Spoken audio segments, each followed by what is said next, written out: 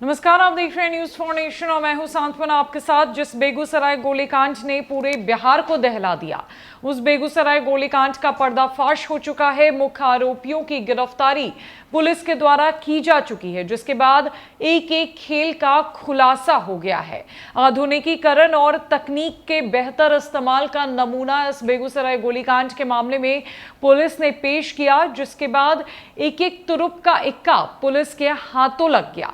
हम आज आपको अंदर की बात बताएंगे, बेगूसराय गोलीकांड से जुड़ी एक एक बात कि आखिरकार किन किन कड़ियों ने इस पूरे घटनाक्रम का खुलासा किया, प्रशासन को मुख्य आरोपी हाथ कैसे लगे और क्या है ये पूरा मामला। दरअसल बेगूसराय कांड का अनुसंधान बिहार पुलिस के इतिहास में एक नजीर के रूप में पेश किया जाएगा। यह पुलिस के आधुनिकीकरण और तकनीक के बेहतर इस्तेमाल का नमूना है। इस कांड में आरोपियों की गिरफ्तारी बिल्कुल प्रोफेशनल ढंग से पुलिस ने की है। जिन आरोपियों की गिरफ्तारी हुई है उनके खिलाफ साइंटिफिक एविडेंस कोर्ट में केस को मजबूत करेगा। आपको बताएं कि मामले का प्लानर चुनचुन कितना शातिर है, इसका अंदाजा इसी से लगा सकते हैं कि उसी ने पुलिस को हमलावरों का सीसीटीवी फुटेज भी उपलब्ध कराया था। वो 2 दिनों तक पुलिस के साथ ही उनके अनुसंधान में ही रह रहा था, लेकिन जब मोबाइल सर्वेलेंस की टीम ने कॉल जंप निकाला तो चुनचुन की संलिप्तता सामने आ गई। चुनचुन इसीलिए कैमरा के सामने था ताकि उस पर किसी को शक ना जाए। केशव उर्फ नागा चुनचुन का भतीजा लगता है, वो भी कम उम्र का बड़ा शातिर है। आर्म्स एक्ट के मामले में वो पहले भी जेल जा चुका है। वो भी खुद बाइक पर नहीं था, वो भी मोबाइल से ही संपर्क में था। एक बाइक को युवराज चला रहा था जबकि सुमित पीछे बैठा था, जबकि दूसरे बाइक को प्रिंस उर्फ गोल्डी चला रहा था, जबकि नीतीश फायरिंग कर रहा था। नीतीश हिस्ट्री शीटर अपराधी है, उसकी तलाश एसटीएफ को भी है। ये दोनों अभी फरार है और उनकी गिरफ्तारी के लिए छापेमारी की जा रही है। अब आपको बताएं कि NH 28 से लेकर NH 31 तक दहशत मचाने के बाद दोनों बाइकों पर सवार हमलावर सिमरिया से पटना की तरफ भागने के बजाय सिमरिया पुल से नीचे उतरकर बिंदटोली की तरफ से ग्रामीण सड़कों से होते हुए वापस अपने घर आ गए थे। घर वालों को शक नहीं हो, इसके लिए युवराज जो ऑरेंज शर्ट पहने था उसने अपनी शर्ट सुमित के घर पर ही छोड़ दी थी। इस पूरे मामले में युवराज ने गिरफ्तारी के बाद सारे राज खोले थे। इस मामले में अभी नीतीश और प्रिंस फरार है। नीतीश की कई गर्लफ्रेंड्स है और वो अय्याशी के लिए ही अपराध करता है।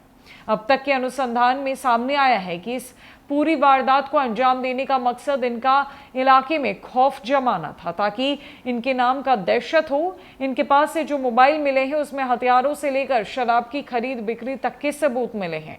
इसीलिए उनको मोबाइलों को फॉरेंसिक जांच के लिए लैब में भेजा गया है।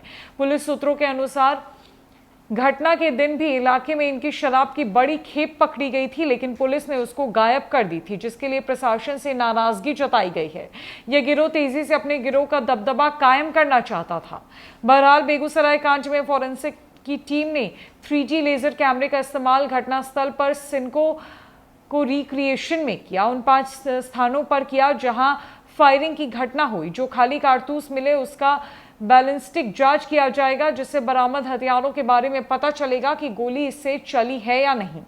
बेगूसराय गोलीकांड एक सोची समझी साजिश थी और ये साजिश सिर्फ इसीलिए रची गई ताकि गिरोह का जो खौफ है वो बेगूसराय अंदर के लोगों के भीतर पैदा हो जाए।